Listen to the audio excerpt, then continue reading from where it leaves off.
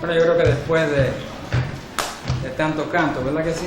Pues vamos a darle una oportunidad ahora a lo mejor, que es la palabra del Señor.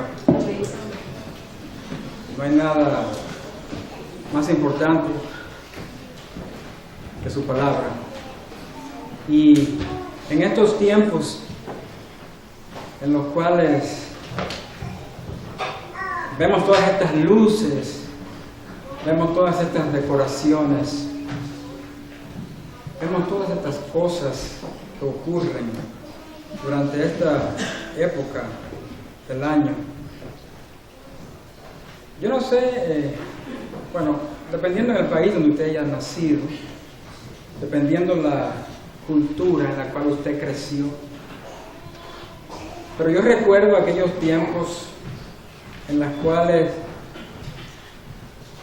yo veía esta celebración que las demás personas hacían y que la iglesia tenía otro tipo de celebración. Y pues como que crecí de una manera como confundida en ese sentido. Porque había una mezcla de esta celebración con otras cosas que no tenían nada que ver con el nacimiento de Jesucristo. Año tras año vemos cómo esta confusión y esta contradicción que hay respecto a la Navidad, porque hay una Navidad cristiana, por decirlo así, y hay una Navidad que está envuelta en una mentalidad que es más bien carnal. Por ejemplo, tenemos el cuadro humilde del pesebre y la pobreza de aquel pesebre, de aquel lugar, y por el otro lado vemos un despliegue de generosidad momentánea en hacer donaciones y dar regalos. Nosotros vemos también esa quietud que hubo allá en Belén, pero se confunde con el tumulto de los centros comerciales. Y un asunto, hermanos y amigos, tan majestuoso como es el tema de la encarnación, se confunde en un espíritu de celebración vacía. La Navidad ha cruzado los límites del cristianismo. Cada cosa referente al nacimiento de Jesús ha sido sustituida por otra cosa, es decir, todo lo teológico de la Navidad ha sido sustituido por ficción. Podemos ver todas esas historias que narran de personajes que nada tienen que ver con el nacimiento de Jesucristo, el famoso ho, ho, ho. ¿Verdad que sí? Los duendes y todas esas historias. Que en realidad cuando uno crece y es niño se confunde con estas cosas. Y quizás, yo no le pregunté nunca eso a mi madre ni a mi padre. Porque yo estaba, nací en un hogar cristiano y nosotros veíamos la Navidad desde otra perspectiva. Pero quizás un niño ahora pregunta, mami, ¿por qué está Santa Claus aquí y por otro lado está Jesús? ¿Qué respuesta le va a dar usted? ¿Sabe usted en realidad el significado verdadero de la Navidad? Fíjese que el 25 de diciembre, que es usualmente donde supuestamente se celebra el nacimiento de Jesús. Ahora, los historiadores coinciden que el nacimiento de Jesús, lo que se conoce como Navidad, no tuvo lugar el 25 de diciembre, de acuerdo a los textos que tenemos revelados en la Biblia. La Biblia no dice exactamente cuándo nació Jesús. No dice la fecha exacta cuando nació. Jesús llegó a este mundo de una manera desapercibida. No tenía absolutamente nada de registro había. Nadie supo. La gente humilde, la gente que quizás era la más rechazada, fue aquellos a quienes Dios se manifestó y les dejó ver un poquito. Fíjense bien que como la Biblia no relata la fecha exacta del nacimiento de Jesucristo, en cambio da un montón de detalles acerca de su muerte y sabe exactamente cuándo fue que murió. Es por eso que antes de morir el Señor Jesucristo nos dejó el mandato de anunciar no su nacimiento, anunciar su muerte hasta que Él regrese. Y lo hacemos aquí en este lugar, domingo tras domingo, a través de los símbolos de pan y vino. Entonces es ilógico asociar una celebración de derroches y fiestas con la realidad del Mesías, es decir, aquel Salvador del mundo. Quizá algunos de ustedes coinciden conmigo, yo no espero que estén de acuerdo. Yo tengo mi convicción en cuanto a estas cosas. Pero quizá usted coincida conmigo en que algunos relatos cuentan que es muy probable que los papas eligieran el 25 de diciembre para conmemorar el nacimiento de Jesús con el fin únicamente de que sus feligreses se apartaran de la celebración pagana de la época de invierno. Sin embargo, esa mezcla, el haber hecho aquello, lo único que ha generado es la introducción, en la mayoría de los casos, de leyendas, mitos y tradiciones que aíslan totalmente la persona de Cristo. Lo que nos deja claro con esto es que no se puede asociar lo sagrado con lo inmundo. No podemos hacer una celebración combinando cosas que se hacen afuera con las cosas que nosotros entendemos. ¿Me explico? Y no debe haber confusión. Y no debe haber una mezcla de estas cosas. Eso fue lo que quiso hacer la iglesia, para que sus miembros no se fueran a celebrar las fiestas paganas del invierno en esa época. Le dijo, vamos a poner este día para que ellos se queden aquí. Pero lo que hizo fue peor, porque se mezcló todo. Y lo que vemos ahora es la realidad de todo eso, las consecuencias de todo eso. La Navidad ya no está necesariamente ligada a la tradición cristiana, ni a ninguna creencia religiosa. Al contrario, el mayor festejo, óigalo bien, el mayor festejo durante estas épocas es llevado a cabo por gente que no tiene que ver nada con Jesús. Quienes se reúnen para comer, para beber, intercambio de regalos y fiestas hasta el amanecer. No estoy hablando en chino, todo el mundo conoce eso. Venimos de una cultura hispana que es bien grande en esto. Y usted se puede dar cuenta, no importa en qué país hispano usted haya nacido, usted va a ver que el mayor enfoque no es tanto en la persona de Jesús, sino en el deleite. Y en este país vemos esta generosidad que usted ve. Fíjese bien, hay personas que a mí no me hablan en todo el año. Y el día de Navidad me dicen Merry Christmas.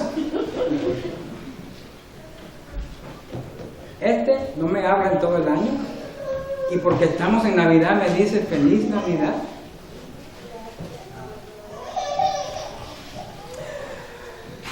Pero déjeme decirle, porque ya veo algunos rostros por ahí que quizá dicen, ¿quién soy yo?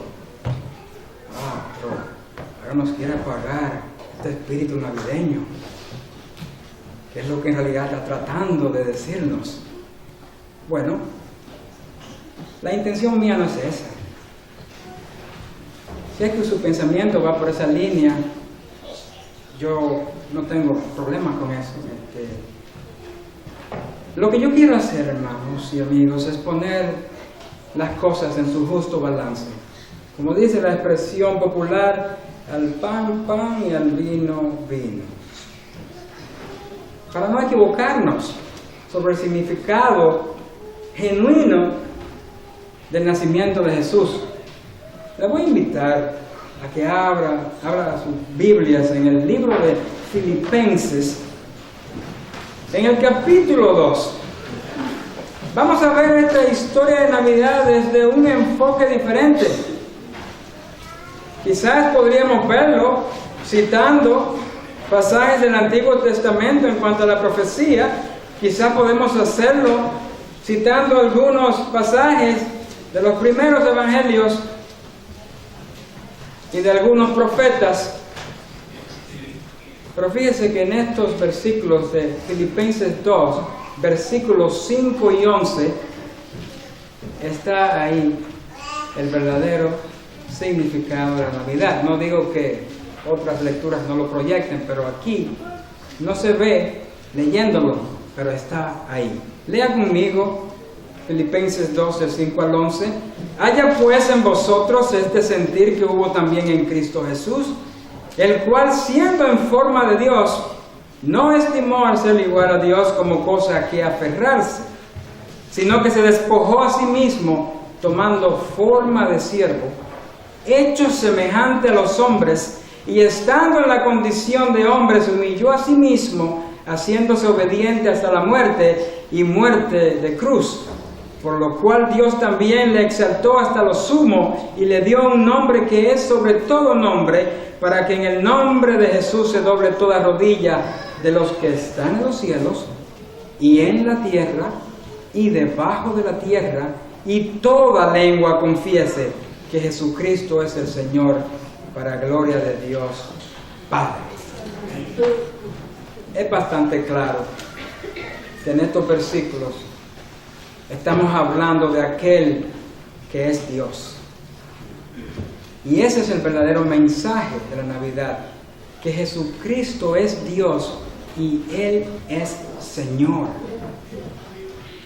La teología de la Navidad es que el Hijo de Dios vino a esta tierra para morir y luego regresar exaltado en gloria.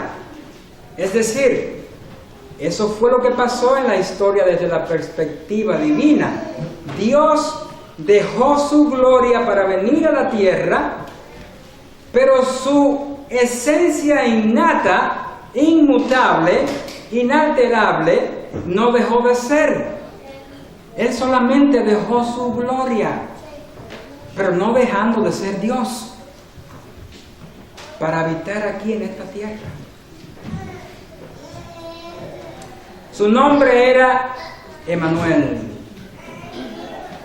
que en hebreo significa Dios con nosotros. Él es la imagen del Dios invisible. Es decir, Él es la representación directa de Dios, del Dios invisible y eterno. Él posee todos los atributos, todas las características que pertenecen a Dios. A pesar de ser igual a Dios, dice esta porción, que no se aferró a ello. Para entenderlo mejor, Él no se las dio de Dios. Él no quiso lucírsela de ser Dios. Que queriendo hacer esto, porque soy Dios. para que todo el mundo vea. Por eso fue que vino de esa manera. No con esa belleza de su gloria. Él la dejó allá. Dejó su trono de gloria. Es como quitarse una ropa real y ponerse otra que no es la real. Se despojó a sí mismo. Pero no es que se convirtió en hombre y renunció a sus atributos. Él permaneció completamente Dios. Pero su gloria en este mundo estaba cubierta. Él era rico, pero se hizo pobre por nosotros. Se despojó de todos sus tesoros celestiales y descendió y vivió en un pueblo humilde y comió con el resto del pueblo. Caminó por las calles polvorientas, despojado de sus tesoros celestiales. Jesús tenía todos los privilegios de Dios y eligió poner estos privilegios a un lado. ¿Para servir a quién? A pecadores como nosotros. Porque esa era la voluntad del Padre. Como dije, es como un rey que se quita su corona y se despoja de su majestuosa túnica y se pone los harapos de un esclavo y deja el palacio y va en favor a los necesitados. Así comienza la historia de la Navidad, con el Hijo de Dios dejando a un lado su gloria y aceptando el lugar de un esclavo. Él no vino de ser rey en el cielo para ser rey en la tierra. Eso era lo que esperaba su pueblo. Pero él no vino así.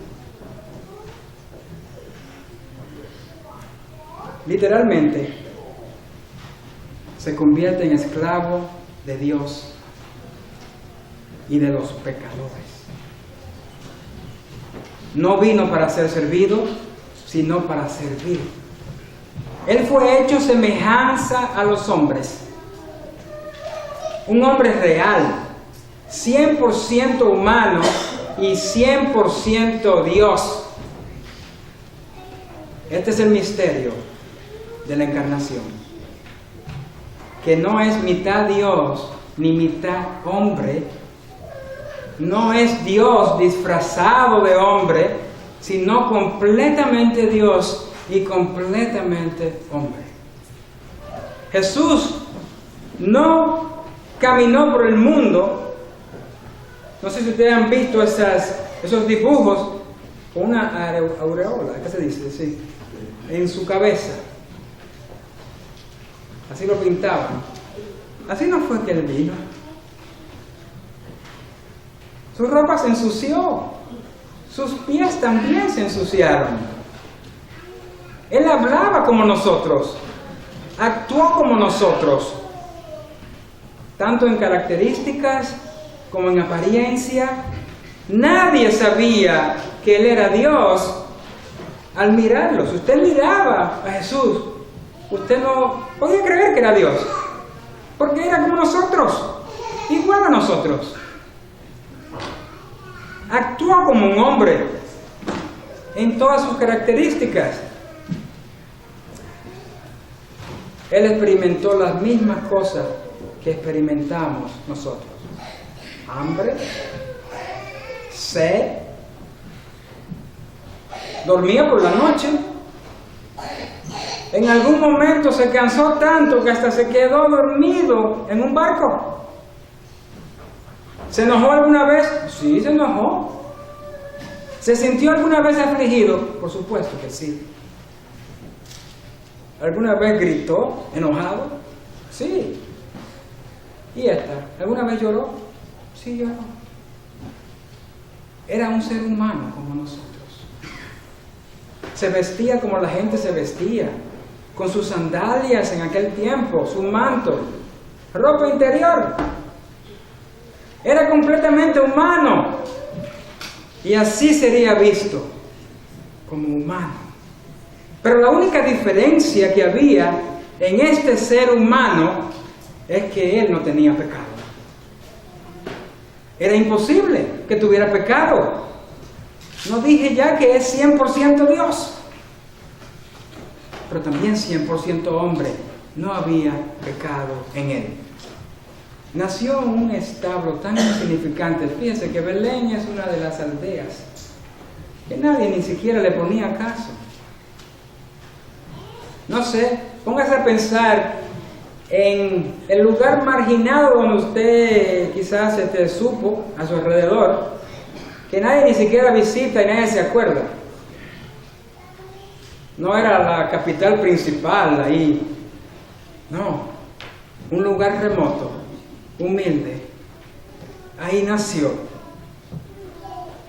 en un pueblo humilde. Y cuando comenzó su ministerio, nadie sabía quién era. Por eso era que Juan el Bautista tuvo que decir: he ahí el Cordero de Dios que quita el pecado del mundo. Él lo identificó, él sabía quién era. Nadie sabía. Él lo identificó para todos los que estaban ahí. Nadie lo había podido reconocer si él llega. No andaba brillando ni con la durerola aquí arriba de la cabeza, porque era igual que los otros hombres. Aún después de lo que dijo Juan, aún después que él habló todas esas cosas maravillosas, aún nadie conocía, nadie sabía qué era. Todavía no creían que él era Dios. Aunque tenía el poder de resucitar a los muertos, expulsar demonios, curar enfermedades, alimentar multitudes, todavía muchas personas no estaban muy seguros de quién era este personaje. De hecho, los líderes religiosos de esa época, que no fueron escondidos ninguna de las maravillas que hacían, aún se las decían, y muchos de ellos fueron también que veían esas maravillas. ¿Pero qué decían de él? Oh, no se puede negar que el tipo tiene un poder, pero ese poder viene del infierno. Eso le dijeron. Pensaban que las cosas que él hacía era por obra del demonio. Fíjese bien, los que debían de saber quién era, los que debían de conocerle, le trataron como si fuera un poseído por un demonio. Él bajó a este mundo, dejó su trono de gloria para aceptar el lugar de un esclavo en medio de pecadores. Ahora bien, volviendo al versículo 8. Y estando en la condición de hombre, se humilló a sí mismo, haciéndose obediente hasta la muerte y muerte de cruz. Cuando él ora en el jardín allá en Getsemaní, comienza a sentir agonía por la cruz, porque sabía que en la cruz él iba a soportar el peso de todos los pecados de la humanidad. Él soportaría aquella enorme carga de pecados, en donde el Padre allí, a su propio Hijo, descargaría toda su ira sobre él. Y esto es algo que nunca podremos comprender, hermanos. Él bajó del cielo, pero no solo se humilló a sí mismo para venir a este mundo, sino que se humilló a sí mismo hasta la muerte, a la peor muerte que en ese tiempo había, la muerte de cruz. Algunos historiadores han dicho que cualquiera que haya muerto en la cruz ha muerto 1000 veces. Eso nos da una idea de qué tan fuerte fue todo aquello. Se hizo obediente hasta la muerte de cruz. Entonces, entendemos con esto que ya Dios hizo su parte en la persona de Jesucristo para salvar al pecador de la muerte eterna. Leo una vez más los versículos del 9 al 11 de Filipenses 2. Por lo cual también Dios le exaltó hasta lo sumo y le dio un nombre que es sobre todo nombre, para que en el nombre de Jesús se doble toda rodilla de los que están en los cielos y en la tierra y debajo de la tierra, y toda lengua confiese que Jesucristo es el Señor, para la gloria de Dios Padre. Dios lo resucitó de los muertos como señal de que Él estaba satisfecho por su muerte, pero lo exaltó, sentándolo a su diestra, dándole el nombre que es sobre todo nombre. ¿Qué nombre es ese? El nombre del Señor. Dios lo exaltó y le otorgó este nombre, para que en ese nombre toda rodilla se doble, de los que están en los cielos, en la tierra y debajo de la tierra, y toda lengua confiese que Jesucristo es el Señor, para la gloria de Dios Padre. Él logró nuestra redención y Dios lo exaltó. Toda rodilla, oiga bien, se inclinará ante Él en el cielo, es decir, los que están allá con Él. Toda rodilla se inclinará en la tierra, los que estamos aquí en la tierra. Toda rodilla se inclinará debajo de la tierra, eso es, los que están en el infierno. Toda lengua confesará a Jesucristo como Señor, para la gloria de Dios el Padre. Ya sea en el cielo, ya sea aquí en la tierra, o ya sea en el infierno. Así es la cosa. Que aún en ese lugar de sufrimiento, a donde van todos aquellos que rechazan a Cristo, le van a tener que confesar como Señor. Toda lengua confesará a Jesús como Señor. Ahora, si lo haces en esta vida, ahora mismo que estás respirando, si lo haces ahora, si lo confiesas ahora como Señor, Romanos 10:9 dice que si confesares con tu boca que Jesús es el Señor y creyeres en tu corazón que Dios le levantó de los muertos, serás ¿qué? Salvo. Porque con el corazón se cree para justicia, pero con la boca se confiesa para salvación.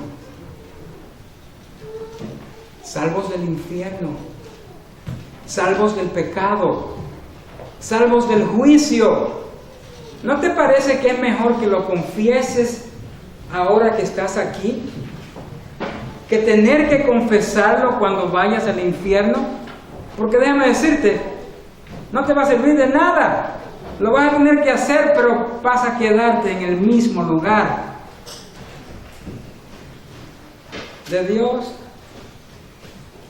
nadie se puede burlar.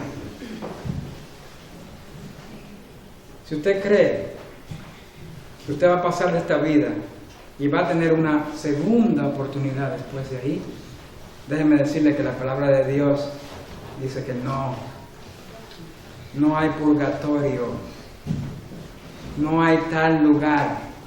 El que parte de este mundo sin Cristo va derechito al infierno.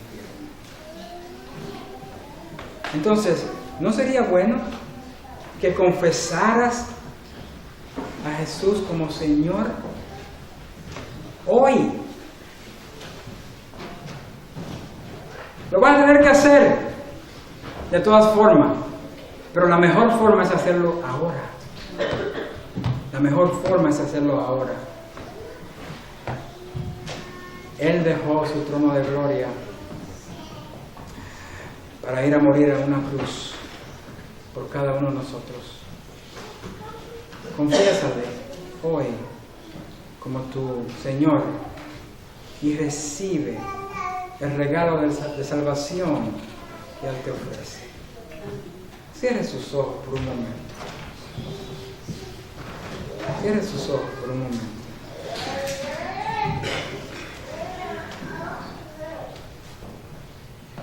Piense en las veces que usted ha escuchado personas que le han dicho esto. Si usted es creyente, pues qué bueno, usted respondió a ese llamado. Pero si usted no es creyente, usted sigue siendo un incrédulo. y está en condenación todavía. La decisión de confesar al Señor es suya. Y de recibirlo en su vida es suya. La palabra de Dios es clara y precisa. No hay más nada. Padre, gracias por tu palabra, por esta verdad acerca de nuestro Señor y Salvador. Nuestro pensamiento apunta a la venida de Cristo. Nuestros corazones se desbordan de alegría porque hoy podemos confesarle como Señor en la tierra y no debajo de ella. Podemos cantar estas canciones que exaltan a Cristo por su don inefable. Pero nada de eso tiene sentido a menos que te confesemos como Señor. Es nuestro deseo que no haya hoy alguien aquí que al oír tu palabra a través de tu siervo tenga que esperar el infierno para confesar a Cristo como tu Señor. Que abran sus corazones para que confiesen a Cristo como Señor hoy, aquí en la tierra, para que lo hagan para siempre en el cielo. Podemos demostrar nuestro amor a ti, en que seguimos el ejemplo de Cristo, que nosotros, quienes te confesamos, quienes te conocemos y amamos, nos humillemos a hacer tu voluntad sin importar lo que cueste, sabiendo que para los que obedecen habrá exaltación. Si nos humillamos seremos exaltados. Tu gracia, oh Señor, nos sostiene y nos regocijamos en ella con corazones agradecidos en el nombre de mi Señor y Salvador Jesucristo. A Él la gloria.